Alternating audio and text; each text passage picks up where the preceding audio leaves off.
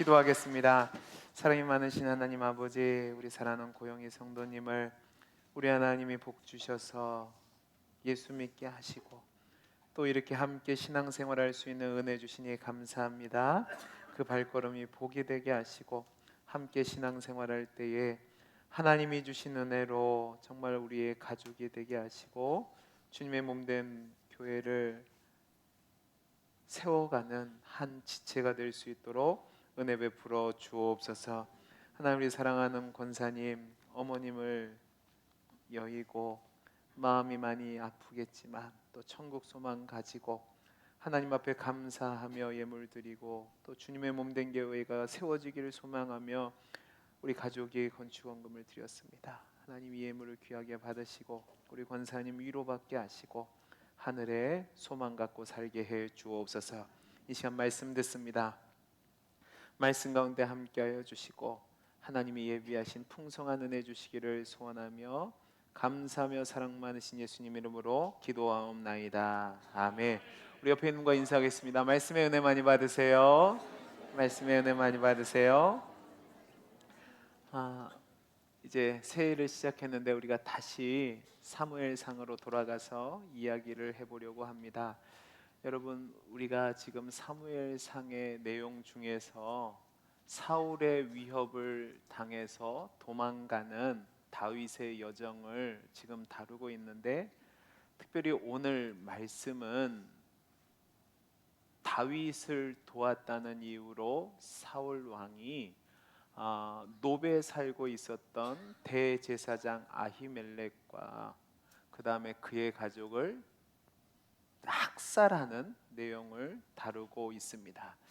여러분, 사무엘상 22장을 제대로 이해하기 위해서는 사무엘상 전체의 큰 그림 속에서 22장이 어디에 위치해 있는지를 알고 있어야 되는데, 사무엘상 전체 내용을 보면 19장부터 31장까지는 어떤 내용이 기록되어 있냐면, 왕인 사울은 점점 쇠퇴하고 도망자인 다윗은 점점 흥기하는 역사를 다루고 있습니다.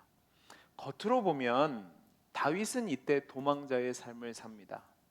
오늘 말씀도 다윗은 사울의 죽음의 위협을 피해서 도망하는 과정 중에 일어난 일입니다. 그런데 왜 제가 여러분에게 말씀드릴 때에 이 부분이 사울은 쇠퇴하고 다윗은 흥기하는 역사라고 말을 하는 걸까요? 그것은 겉으로 보면 다윗이 억울하게 속절없이 도망하는 인생처럼 보이지만, 가만히 보면 다윗은 하나님의 보호하심으로 하나님과 사람들에게 사랑을 얻고, 그리고 점점 그 외형이 확대되는 모습을 보입니다. 반면에 사울은 절대 권력을 가지는 것처럼 보이지만 점점 소외되는 상황에 이르게 됩니다. 먼저 왕의 자리에 있지만 이스라엘의 절대 주권자 되신 하나님에게서 철저하게 버림을 받고요, 점점 사람들에게서도 소외를 당하게 됩니다. 먼저 19장에서 20장까지 내용을 보면 사울이 다윗에게 노골적으로 적대감을 드러내며 요나단과 신하들에게 다윗을 죽이려고 하는데요, 결과적으로 보면 어떤 일이 일어나냐면 다윗이란 사위가 되고 충성스러운 신하가 되고 또 자신의 치료자였던 그 인물이 떠남으로 말미암아 심각한 질병 속에서 고통당하게 됩니다. 또한 이 과정 속에서 자신의 자녀들인 요나단과 미갈이 다윗을 사랑해서 도와준단 말입니다. 그럼 이것을 통해서 뭘 보여주냐? 자녀들에게도 소외가 되는 고립된 모습을 보여주죠. 다음으로 21장을 가면 다윗이 노부로 피신하는 도중에 제사장 아히멜렉에게 도움을 받아서 빵도 먹고 그 다음에 칼도 받게 됩니다. 근데 이러한 사실을 에돔 사람, 그리고 사울의 목자장이었던 도액이라는 사람이 눈으로 보게 되니까 다윗이 도망을 해서 가드왕 아기스에로 갑니다. 그런데 거기서 죽을 위험을 당하게 되니까 다시 아둘람 굴로 피해요. 분명히 도망가는 길입니다. 그런데 이때 다윗은 선지자 갓이란 사람을 얻게 되고 아비아달이라는 그 제사장의 협조를 받게 되고 또한 가족들과 함께 하게 되고 추종하는 400명의 수하를 두게 됩니다. 그리고 나중에 살펴보겠지만 이 갓이라는 선지자는 다윗의 통치 기간 동안 성전 예배 음악을 도울 뿐만 아니라 다윗의 궁중 역사를 기록하고 또 다윗이 인구조사라는 잘못된 행위를 했을 때 하나님의 말씀을 전하는 일을 하게 됩니다. 자, 보세요. 분명히 도망하고 있는데 사람들이 모이게 되고 또 종교 지도자들의 지지를 받고 넓혀가고 있습니다. 반면에 사울은 오늘 22장 내용을 통해서 당시 이스라엘 백성들의 영적인 부분을 담당하고 있었던 제사장들의 지지를 상실하는 심각한 소외를 당하게 됩니다. 왜냐하면 제가 말씀드렸던 것처럼 역사상 가장 참혹한 대학살을 자행하기 때문에 그렇습니다. 다윗을 도왔다는 이유로 대제사장 아히멜렉을 비롯해서 그의 가족들 제사장물이 85명을 죽일 뿐만 아니라 그에게 속한 가족들을 다 죽이고 또 놉을 도륙하는 장면이 나옵니다. 이 말씀을 간단히 정리하면 1절에서 5절까지 말씀을 보면 다윗이 자신의 부모님과 가족들 그리고 수하 사람들을 먹여 살리기 위해서 자신의 조상의 계보 중에 속한 모압 땅으로 망명을 하게 됩니다. 근데 거기서 선지자 갓이라는 사람이 와서 충고를 하니까 다시 와서 유다의 헤렛 수풀이라는 곳에 숨게 되는데 사울이 이 소식을 들으니까 격분하는 겁니다. 이 격분해서 한 행동이 뭐냐면 자신의 근거지가 되는 그리고 수도로 삼았던 기브야에 베냐민 사람들을 소집합니다. 그리고 국무회의를 엽니다. 제가 왜 베냐민 사람들을 모았다고 얘기하고 국무회의를 열냐고 했냐면 이유가 있습니다. 이 사울이라는 인물이 전체 이스라엘의 왕으로 하나님이 세우셨는데 자신의 왕권을 공고히 하려다 보니까 자신의 지파가 아닌 다른 이스라엘 사람들 중에서 능력 있고 재능 있는 사람들을 자신의 신하로 삼은 것이 아니라 자신의 친족들, 자신의 지파 사람들을 국무위원들로 세운 겁니다. 가신들로 세운 거죠. 그러니까 베냐민 지파 사람들을 모으고 회의를 하는데 국무회의가 된 거예요. 그런데 어디서 모였냐? 자기 집이 아닌 에셀 나무 아래에서 회의를 했다고 나옵니다. 이 에셀 나무는 영어로 보면 타마리스크라는 나무인데요. 척박한 땅에 자생하는 몇 안 되는 나무인데 굉장히 귀하게 인정받는 나무입니다. 어떤 나무인지 궁금하시죠? 제가 보여드릴게요. 자, 보여주시기 바랍니다. 이렇게 생겼습니다. 여러분, 사막지대에 이렇게 크게 넓게 높게 자라는 나무가 많지 않습니다. 근데 이 나무는 어떤 특징을 갖고 있냐면 굉장히 깊은 곳까지 넓게 뿌리를 뻗은데 이 뿌리를 통해서 수액을 올려서 가지마다 품고 있는 겁니다. 가지마다 품고 있으면서 이 나무 그늘 아래 있으면 나뭇잎에 맺힌 수액이 증발하면서 주위에 있는 기온을 떨어뜨립니다. 그래서 많게는 10도까지 차이가 나게 한대요. 그러면 놀라지도 않으시네요. 자, 한 35도, 45도 되는데 20도, 25도까지 낮추면 여러분 얼마나 시원해지겠어요. 그래서 이 나무 그늘 밑이 한낮 더위에 지친 사람들의 쉼터가 됐대요. 그런데 이 멋진 나무 밑에서 국무회의를 하고 있단 말입니다. 근데 제가 말씀드린 것처럼 공사를 구분하지 못하고 자신의 지파 사람들에게만 임무를 주는 전형적인 가신 정치를 하고 있다는 말입니다. 그러면서 왕으로서 공사를 구분하지 못한 채 하는 말이 뭐냐면, 이새의 아들이 너희에게 각기 밭에 포도원을 주며 밭을 주며 너희를 천부장 백부장으로 삼겠느냐라는 질문을 합니다. 이 얘기가 뭐냐면, 야, 내가 너희에게 땅도 주고 권력도 주고 힘도 줬는데 아무런 힘도 안 되고 도움도 안 되는 왜 다윗을 돕고 있느냐라고 얘기하는 거예요. 내가 너희 베냐민 지파 사람들을 존중하고 사랑하고 배려해서 이렇게 출세시켜 놨는데 왜 내가 다윗을 잡으려고 하는데 나에게 도움을 주지 않느냐라고 다그치는 거죠.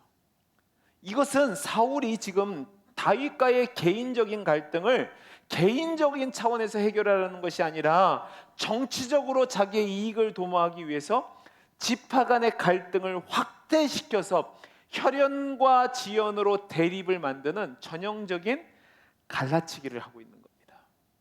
지금 사울은 베냐민 지파의 왕이라 유다 지파를 포함한 전체 이스라엘의 왕이란 말입니다. 그런데 다윗을 잡고자 지역 간의 갈등을 불러일으키고 있는 이런 한심한 모습을 보이고 있는 거예요. 그러면서 뭐라고 얘기하냐면, 너희가 다 공모해서 나를 대적하고 있는 그 이새의 아들을 내게 고발하는 자도 없고 나를 위해 슬퍼하는 자도 없고 나를 치료하는 것을 내게 이야기해 주는 자가 아무도 없다라고 얘기합니다. 근데 여러분, 이게 사실이 아니에요. 왜 사실이 아니냐면, 성경을 보면 사울의 신하들이 공모한 적이 없습니다. 여러분, 왕이 하는 행동을 보고 어떻게 그렇게 위험한 짓을 하겠냐고요. 예전에 대하 드라마 중에 왕건이라는 드라마가 있었습니다. 아십니까? 끄덕끄덕 아니면 아니. 아세요? 네. 거기에 누가 나오냐면 궁예라는 인물이 나옵니다. 궁예는 아시죠? 자, 근데 궁예가 썼던 법이 있으면 뭔지 아세요? 관심법입니다. 관심법이 뭐죠? 마음을 읽는데요. 근데 여러분 잘 생각해 보세요. 내 마음을 지가 어떻게 알아요?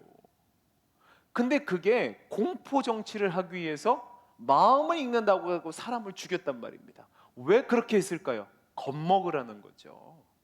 감히 반역할 마음을 못 갖게 하는 겁니다. 자, 그러면 잘 보세요. 지금 사울의 모습이 제정신이 아니에요. 그 위험천만한 모습을 보고 감히 백주대낮에 반역을 도모해요?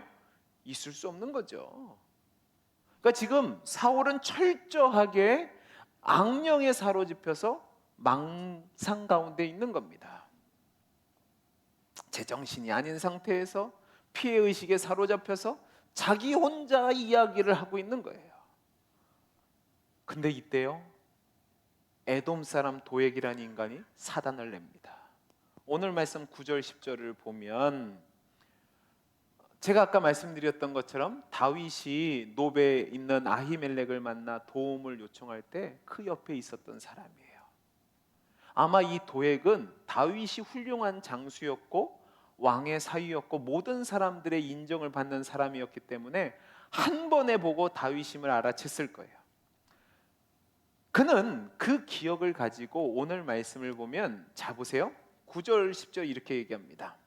9절 말미에 이새의 아들이 노베에 와서 아히두베의 아들 아히멜렉에게 이른 것을 내가 보았는데, 자, 이건 사실이에요, 사실이 아니에요?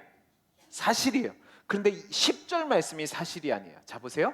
아히멜렉이 그를 위하여 여호와께 묻고 그에게 음식도 주고 블레셋 사람의 골리앗의 칼도 주더이다 라고 되어 있어요. 여러분, 제가 사실이 아니라고 얘기했어요. 근데 여러분, 이건 사실이에요, 사실이 아니에요? 이상하죠. 분명히 사실 같은데 왜 사실이 아니라고 했을까? 여러분, 생선이 있습니다. 생선이 있으면 전체를 먹어야 되죠, 그죠? 근데 머리 띄고 꼬리 띄고 주면 이게 무슨 생선인지 알 수도 있지만 모를 수도 있죠. 우리가 하는 얘기 중에 있죠. 야, 전체를 얘기해야지 머리 띄고 꼬리 띄고 가운데만 틀어서 얘기하면 그게 진위가 다르게 전달될 수 있습니다. 제가 왜 이렇게 얘기하면, 잘 보세요. 제사장이 분명히 다윗에게 진설병도 주고 칼도 주고 여호와께 물어준 거 맞습니다. 그런데 그 모든 일의 시작은 다윗이 요청해서 그렇습니다. 근데 여기 보면 다윗이 요청했다는 말이 들어있어요, 안 들어있어요? 안 들어있어요. 지금 이 말만 사울의 입장에서 들으면 교묘하게 아히멜렉이 다윗과 모반에 동조해서 이런 일을 벌였다는 인상을 심어주고 있는 겁니다. 자초지정 전체를 이야기하지 않고 악의적으로 진실의 일부를 교묘하게 뒤틀려서 말하니까 사울을 자극시키는 거예요. 이 거짓된 보고에 사울이 더 화가 난 겁니다. 그러니까 더 이상 묻지도 않고 사람들을 보내어서 제사장 아히멜렉뿐만 아니라 제사장 아히멜렉의 아버지가 아히두비인데 그와 관련된 모든 식구들과 친척들과 부녀자들을 오라고 소원합니다. 그리고 나서 사울이 신문하는 내용이 12절에서 15절까지 말씀인데 13절 말씀을 보면 사울은 도액의 말을 그대로 인용해서 뭐라고 얘기하냐면, 네가 어찌해서 이새의 아들과 공모해서 나를 대적하느냐라고 얘기합니다. 이 피해의식에 사로잡혔던 사울의 모습을 22장을 보면 두 번에 걸쳐서 사울이 공모했다라는 말을 사용하는 것을 통해서 보여주는데 8절에서도 뭐라고 얘기하냐면, 온 베냐민 지파가 자기를 대항해서 자기의 목숨을 노리는 자와 요나단과 공모했다라고 주장을 합니다.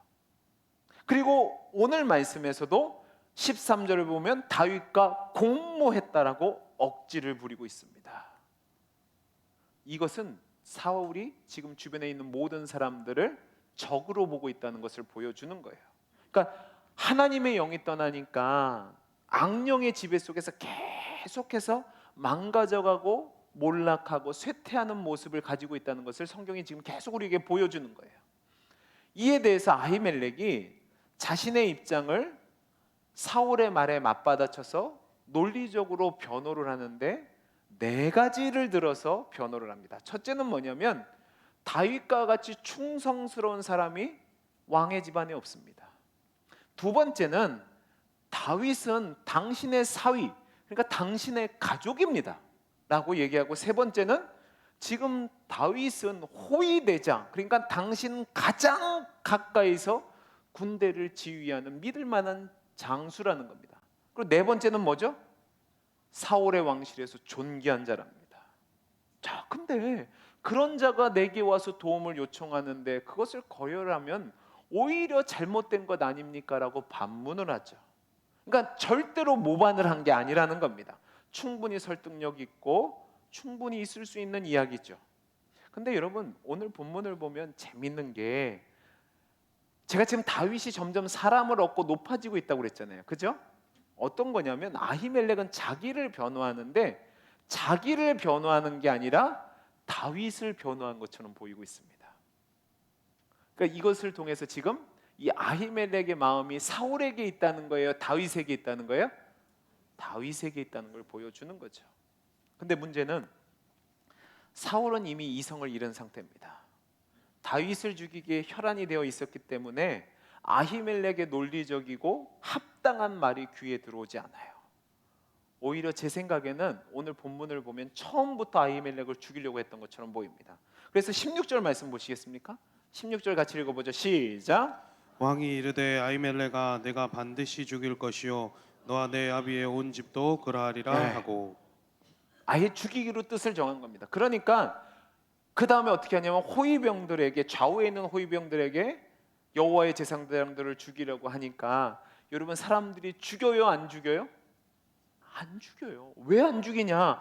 이스라엘 사람들 모두는 이 제사장과 대제사장을 존귀히 여겼단 말이에요. 왜요? 하나님의 일을 하는 사람들인데 어떻게 죽이냐고요. 이 사람을 죽이면 누구를 대적하는 거예요? 하나님을 대적하는 거예요. 죄가 있지 않는 어떻게 하나님의 사람들을 죽이냐고요. 그러니까 온전한 마음으로 못하니까 하기 싫어했다라고 나와 있어요. 확실히 모반한 것도 아니고 도움을 요청하는 다윗을 위해 선을 베풀었다는 것 때문에 하나님의 기름 부음 받은 대제사장과 제사장을 죽이려고 하는데 누가 감히 그걸 따르겠냐고요. 그러니까 대답도 않고 가만히만 있는 거예요. 그러니까 사울이요, 이 사단을 일으킨 도액을 향해서 너는 돌이켜서 제사장을 죽이라고 얘기합니다. 이 도액이란 인물은 이스라엘 사람이 아니에요. 에돔 사람이에요. 그리고 하나님을 믿지도 않아요. 그리고 성공의 혈안이 되어 있어요. 자신의 출세를 위해서 이것이 꼭 필요한 거라고 생각하니까 조금의 주저도 없이 아히멜렉도 죽이고, 아히멜렉 주변에 있던 제사장의 정복이에요. 세마포 에봇을 입은 사람 85명을 죽입니다. 거기서 그치는 것이 아니라 제사장의 모든 식구들 그리고 짐승들까지 죽이는데요, 남녀노소 가릴 것 없이 다 죽입니다. 이때 제사장의 아들 중 아비아달 한 사람만 피해서 다윗에게 도망을 갑니다. 여기서 우리가 주목할 것이 있습니다. 자, 보세요. 사울은 이스라엘의 왕이었어요. 하나님이 이스라엘에게 왕을 세우신 이유는 백성을 지키고 구원할 자로 세운 겁니다.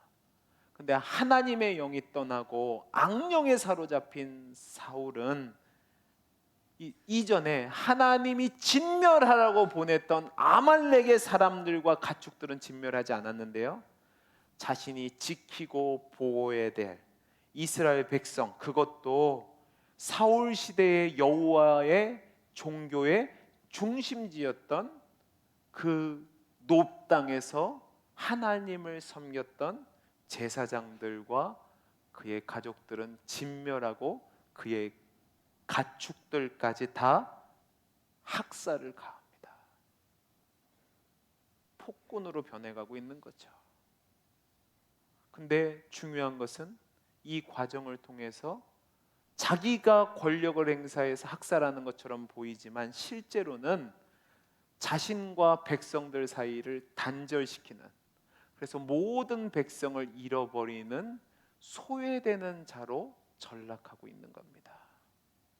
반면 오늘 말씀을 보면 다윗은 사울과 정반대되는 모습을 보이는데 22절에서 23절입니다. 우리 같이 한번 읽어볼까요? 시작. 다윗이 아비아달에게 이르되 그날에 에돔 사람 도액이 거기 있기로 그가 반드시 사울에게 말할 줄 내가 알았노라.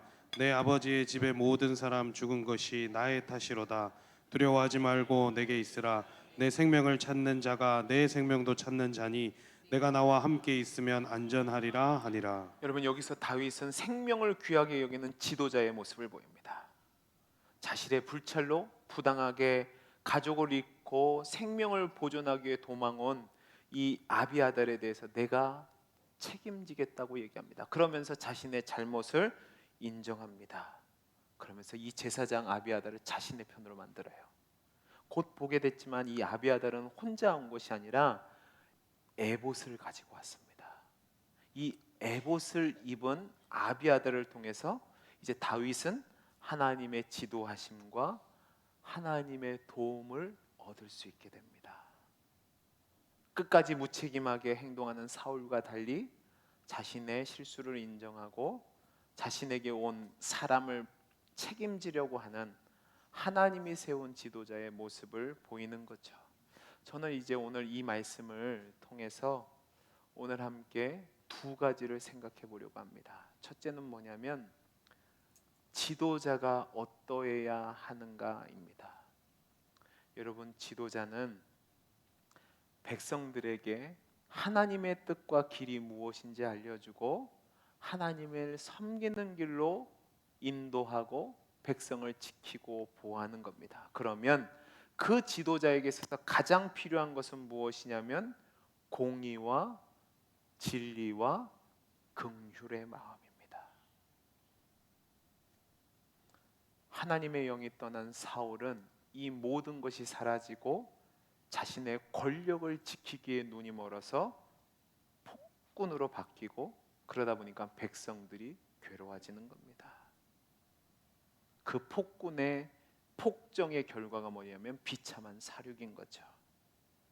분명히 사울은 아비아들을 죽일 이유가 없었습니다. 거짓으로 아히멜렉에게 도움을 요청하고 칼을 취하여 갔는데 거기에 도움을 줬다고 해도 죄될 까닭이 없단 말입니다. 그러나 시기 질투의 눈이 멀어서 정의와 공의가 아니라 불의를 행하고 긍휼이 아니라 잔혹함을 보여준 겁니다. 이런 면에서 저는 목사로서 지금 우리나라가 좀 걱정이 됩니다. 우리나라에서 나라를 다스리는 위정자 중에서 그 누구도 내 탓이라고 말한 사람을 저는 본 적이 없습니다. 지금 대통령이나 이전 대통령이나 정권을 잡으려 하나 뺏으려고 하는 자나 하나같이 다 하는 얘기가 남 탓이란 말입니다. 여러분, 지금 우리나라가 굉장히 어렵습니다. 온 국민들이 어렵게 하루하루를 살아가는데 위정자들 그 누구도 이 일에 대한 책임이 나에게 있습니다라고 말하는 사람을 저는 보지 못했습니다. 다 상대방 탓이랍니다. 분명히 누군가가 정책을 세우고 정책을 집행해서 이런 결과가 나왔는데 오로지 다른 사람 탓만 하고 있어요. 그리고 권력을 잡을 때는 아주 날카롭게 다른 사람을 비판하지만 권력을 잡은 뒤에는 자신 사람들을 중심으로 정치를 합니다. 그러다 보니까 국민들이 상처를 받습니다. 정치하는 사람들에 대해서, 위정자들에 대해서 불신만 쌓이고 있죠. 여당, 야당 할 것 없이 다 똑같습니다. 교회는 어떤 것 같습니까? 교회도 목사가 하나님의 입장에서 성도들을 사랑하고 진리와 공의와 성도들을 바른 길로 인도해 가는데 애를 써야 되는데, 성도들을 사랑해야 되는데 내 이익과 내 만족을 위해서 성도들을 이용하려 합니다. 공의는 없죠. 사랑도 없습니다. 그러다 보니까 잘못된 것을 잘못됐다 말하지 않고 오히려 힘 있는 사람에게는 간과 쓸개를 다 줄 것처럼 하고 그들에게 직분을 줍니다. 그러니까 어느 순간 교회도 세상 정치판 같지 않는 당파 싸움이 일어나게 되는 거죠. 여러분들 이 점 잘 생각하셔야 됩니다. 진짜 지도자는 백성을 사랑하고 진리와 공의로 정말로 하늘을 두려워하고 백성들을 사랑하는 마음으로 지도해야 됩니다. 그리고 진짜 목사는 교인의 생명을 책임지고 그 영혼들이 잘되고 구원받을 수 있도록 주의 말씀을 바르게 가르치고 두렵과 떨림으로 정말로 성도들을 안타까워하는 심정으로 위에서 기도하고 은혜를 구하며 이끌어야 됩니다.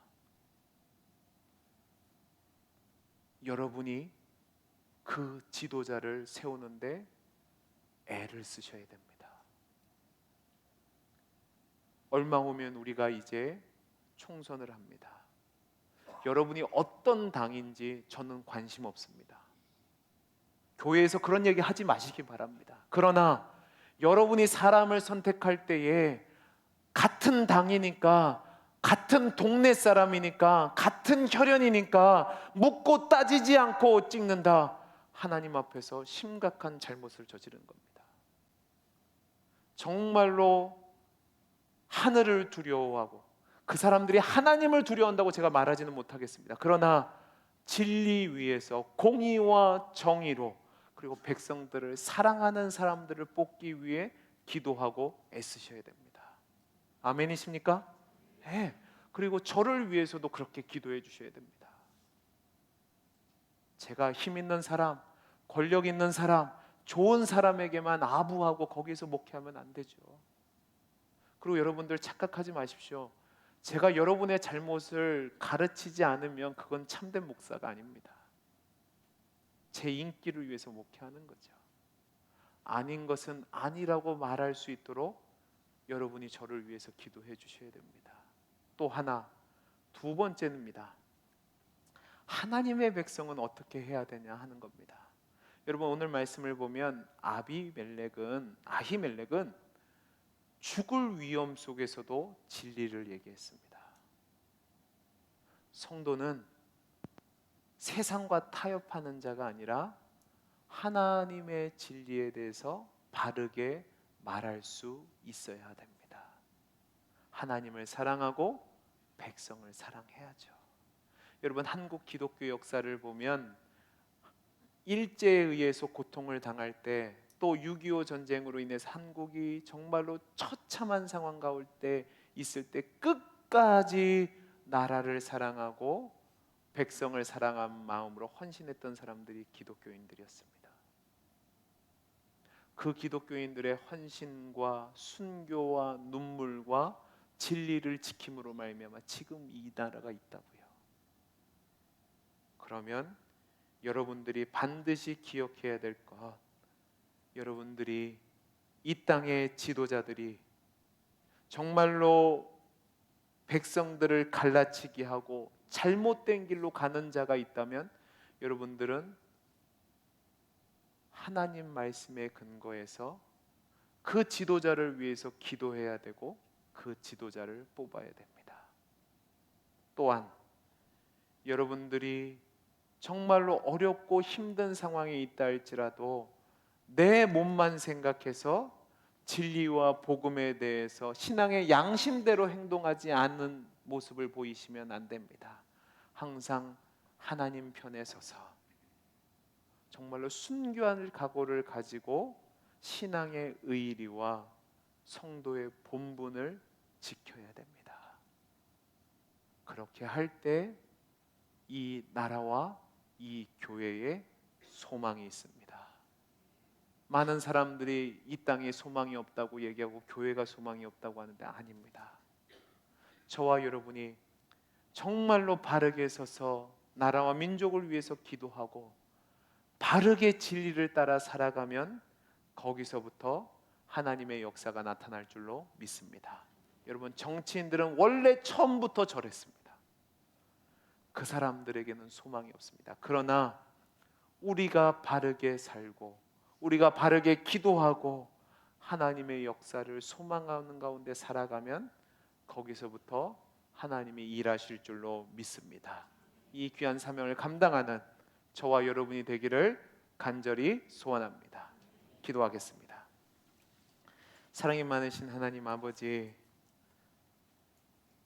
이 나라와 이 민족, 이 땅의 교회를 위해서 우리 모든 성도님들이 하나님 말씀을 근거로 해서 진리 편에 서서 진리를 위해 기도하며 신앙의 의리를 지키며 또 하나님의 공의가 임할 수 있도록 바르게 살아갈 수 있는, 결단할 수 있는 믿음을 허락하여 주옵소서. 거기에 이 땅에 소망이 있고 교회에 소망이 있음을 기억하게 하시고 이 귀한 사명을 감당하는 우리 모두가 되게 해 주옵소서. 은혜 주시기를 소원하며 감사하며 사랑 많으신 예수님 이름으로 기도하옵나이다. 아멘. 우리 다